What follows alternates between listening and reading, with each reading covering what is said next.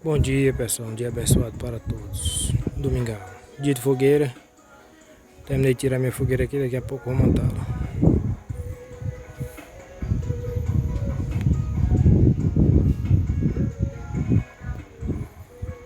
Aproveitei e já limpei também a macaxeira. Sim, desde já convido você aí que não é inscrito no canal a se inscrever. Agradeço a todos os inscritos. Juntos somos mais fortes. Peço que ative o sininho para receber todas as notificações. Vou mostrar aqui um pouco para vocês do meu sítio de macaxeira. No canal tem um vídeo aí de quando eu plantei ela. Aqui é o entulho da garoba que a gente cortou. Aqui. Vou lá o pé de garoba que eu arranquei, que estava raizinho para debaixo da casa. Quando eu voltar eu mostro para vocês de próximo. De perto, quer dizer. Umas cabaças também que eu plantei.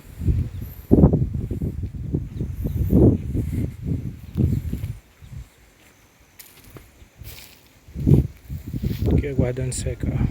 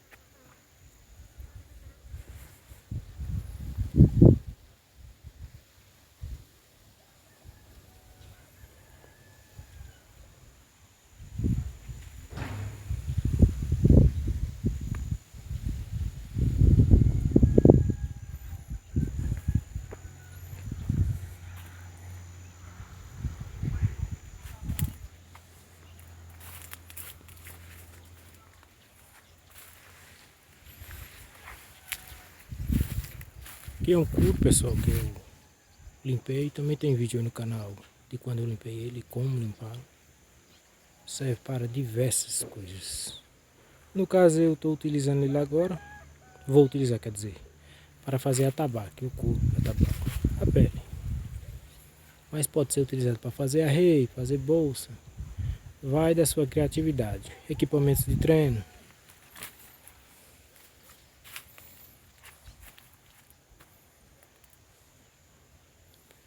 Aqui é o canal Capoeira e Diversidade Professor Mandinga, que sou eu mesmo.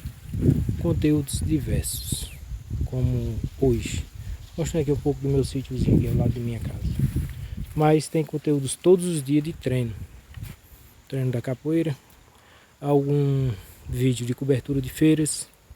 Ultimamente eu não gravei os vídeos da feira que eu não tive como ir para a cidade. Mas logo logo voltarei a gravar novamente.